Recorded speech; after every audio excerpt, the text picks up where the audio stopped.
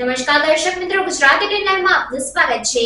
ઢાઢર નદીમાં પૂર આવતા ડભોઈ તાલુકાના દંગીવાડા ગામમાં મહાકાય મગર દેખાતા વન વિભાગ કામે લાગ્યું।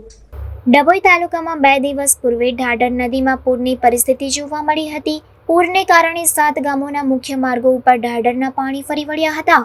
તેવામાં નદીના પ્રવાહમાં મગર તણાઈ આવવાની ઘટના સામે આવી છે। 12 થી 13 ફૂટનો મહાકાય મગર દંગીવાડા ગામના મકાન નજીક ખાડીમાં આવી જતા વન વિભાગ કામે લાગ્યું હતું અને મગરનું રેસ્ક્યુ કરવા કાર્યવાહી હાથ ધરી છે।